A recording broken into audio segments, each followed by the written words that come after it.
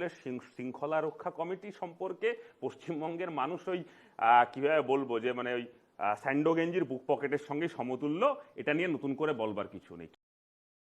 বলার দুটো বিষয়, সেটা হচ্ছে এক হচ্ছে তৃণমূল কংগ্রেস মুখে বলতে পারে যে দুর্নীতির সঙ্গে জিরো টলারেন্স, কিন্তু তৃণমূল কংগ্রেসের কাজকর্ম থেকে বোঝা যায় যে সততার সঙ্গে ওদের জিরো টলারেন্স, সততার সঙ্গে কোনো সম্পর্ক নেই। আমি কথাটা কেন বলছি, ঠিকই যে কাউন্সিলর হতে পারে, কোনো এলাকার কোনো লুম্পেন হতে পারে, সে তৃণমূলের সমর্থক হতে পারে, সে ব্যক্তিগতভাবে করছে, কিন্তু ব্যক্তিগতভাবে করছে কি ব্যবহার করে করছে?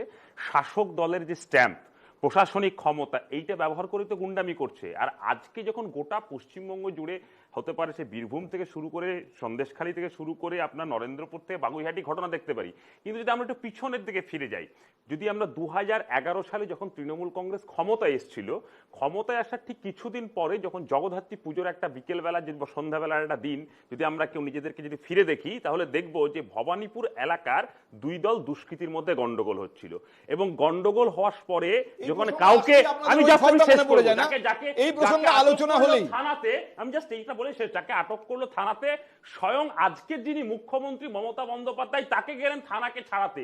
এই দিনই প্রমাণ হয়ে গেছে যে গোটা রাজ্যের দুষ্কৃতীরা বুঝতে পেরেছে যে তৃণমূল কংগ্রেস যতদিন ক্ষমতায় থাকবে দুষ্কৃতীদের স্বর্গরাজ্য হবে। মমতা বন্দ্যোপাধ্যায় সেদিনই আমি আপনার মধ্য দিয়ে গোটা রাজ্যে আজকে হুলিগ্যান। আমি আপনাকে শুধু মনে করিয়ে দিই, আজকেই 3 জন নেতাকে তৃণমূল কংগ্রেস তাদের বিরুদ্ধে ব্যবস্থা নিয়েছে আজকেই। তাদের মধ্যে একজনকে সাসপেন্ড করা হয়েছে, দুজনকে বহিষ্কার করা হয়েছে, এবং তাদের বিরুদ্ধে এই ধরনের অনৈতিক কাজকর্ম, দলকে ব্যবহার করা, তৃণমূল কংগ্রেসের টার্ম যেটা ব্যবহার করেছে দলবিরোধী কাজ, অর্থাৎ তৃণমূল মনে করছে এই তোলাবাজিটা দলবিরোধী কাজ। আমি শুধু আপনাকে এইটুকু মনে করে দিচ্ছি, আজকের ঘটনা মনে করানোর বিষয় নয়। তৃণমূলের শৃঙ্খলা রক্ষা কমিটি সম্পর্কে পশ্চিমবঙ্গের মানুষ ওই কিভাবে বলবো যে মানে ওই স্যান্ডো গেঞ্জির বুক পকেটের সঙ্গে সমতুল্য। এটা নিয়ে নতুন করে বলবার কিছু নেই। কে কবে সাসপেন্ড হয় আর কে কবে আবার দলে জয়েন করে, আপনি বলতে চাইছেন সাসপেনশনের অন্য কোনো ইঙ্গিত ছিল? ওই মুখপত্রই প্রতিদিনই দেখা যায় সাসপেনশন বা বহিষ্কার করার অন্য অ্যাঙ্গেল ছিল, এটা করাপশনের জন্য বা এই তোলাবাজির জন্য নয়। হ্যাঁ, হতে স্বাভাবিক।